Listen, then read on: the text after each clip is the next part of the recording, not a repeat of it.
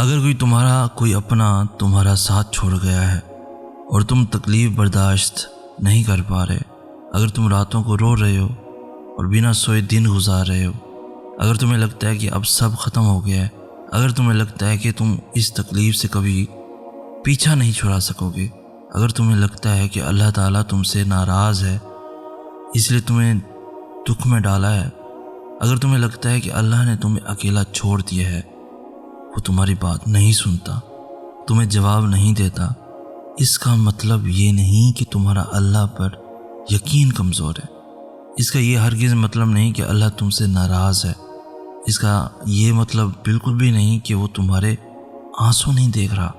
اس کا یہ مطلب نہیں کہ تمہیں اس کی مصلحت پہ بھروسہ نہیں ہے۔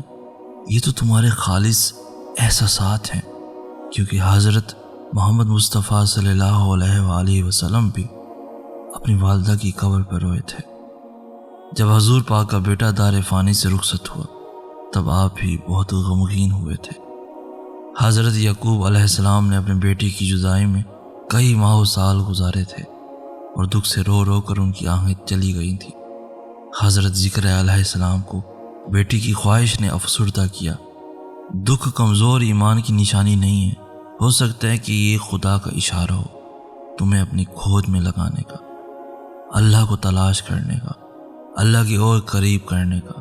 ہو سکتا ہے کہ وہ تمہیں اپنی محبت کی پہچان کروانا چاہتا ہو۔ زندگی میں کبھی بھی کسی کا انتظار مت کیجیے کہ کوئی آئے گا اور آپ سے محبت کرے گا، آپ کو کچھ خاص محسوس کروائے گا۔ اپنی فکر خود کیجیے، اپنے آپ سے محبت کیجیے۔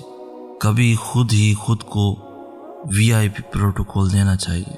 کبھی ایک کپ چائے بنائیے اور اپنی پسندیدہ کپ میں ڈال کر گھر کے سب سے پرسکون اور حسین کونے میں بیٹھ کر لطف اندوز ہوئیے۔ یقین مانیے بہت اچھا لگے گا۔ خود کے لیے وقت نکالیے اور شاپنگ پہ لے جائیے، اچھا سا کھانا کھائیے۔ وہ چھوٹی چھوٹی خواہشات جو زندگی کی الجھنوں میں کہیں گم ہو جاتی ہیں، ان کو پورا کرنے کے لیے وقت نکالیے، کیونکہ آپ سے بڑھ کر آپ کا کوئی نہیں ہے۔ اپنی دعاؤں پر کامل یقین کرنا سیکھیں۔ یقین کے بغیر دعا ادھوری ہے۔ آپ جس رب کی بارگاہ میں اپنی مشکلات کا حل مانگ رہے ہیں، وہ اس دنیا کا ہی نہیں پوری کائنات کا مالک ہے۔ وہ کون اور فایا کون کا مالک ہے۔ اس کے بس میں ہے ہر چیز کو کر دینا۔ ہر کام کا ایک وقت مقرر ہے۔ یہ دنیا اصول پر چل رہی ہے۔ آپ کی دعا کا جواب نہیں آیا اب تک تو اس کا مطلب یہ نہیں کہ دعا سنی ہی نہیں گئی۔ آپ کی دعا کرنے سے پہلے ہی وہ رب آپ کی دعا سے واقف ہے۔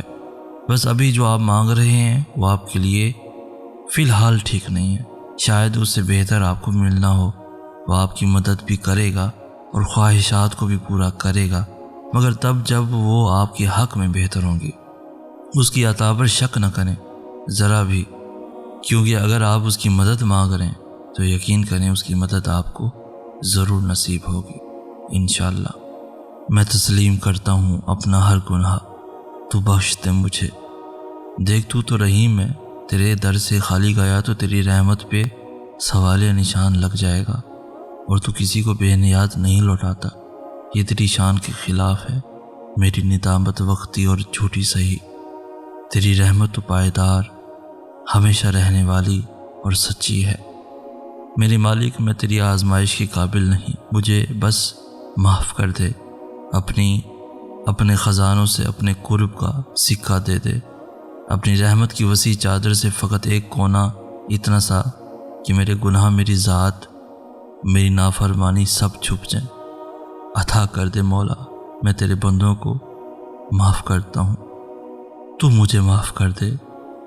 انسان کی زندگی ایک سفر ہے، اللہ سے لے کر اللہ تک کا سفر، اور اس سفر میں انسان بہت کچھ سیکھتا ہے۔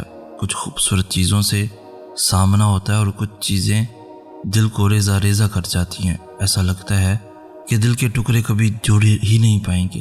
انسان اس دنیا میں سکون ڈھونڈنے کی کوشش کرتا ہے لیکن نہیں ملتا، کیونکہ یہ دنیا سکون کی جگہ نہیں ہے۔ بالآخر زندگی کی تھکن، ٹوٹا دل اور بکھری روح لے کر اکیلا رہ جاتا ہے، کیونکہ انسان غلط جگہ سکون کی آس لگا لیتا ہے۔ اس دنیا سے محبت کی امید کر بیٹھتا ہے، اور پھر یہ دنیا کب کس کی ہوئی ہے کیونکہ محبت اور سکون دنیا سے نہیں بس اللہ سے ملتا ہے۔ جس نے دل بنایا ہے اس نے اس کا سکون بھی وہی رکھا ہے۔ اللہ کی یاد میں زندگی کے اس سفر کا مقصد ہی یہی ہے، اللہ کو ڈھونڈنے کی آرزو، اسے پانے کی جستجو۔ اور اللہ جسے اپنی لو لگا دے تو ان کی زندگی بھی حسین ہو جاتی ہے، اور یہ سفر بھی، زندگی کا سفر بھی۔ اللہ کی محبت ہی بس محبت کہلانے کے لائق ہے۔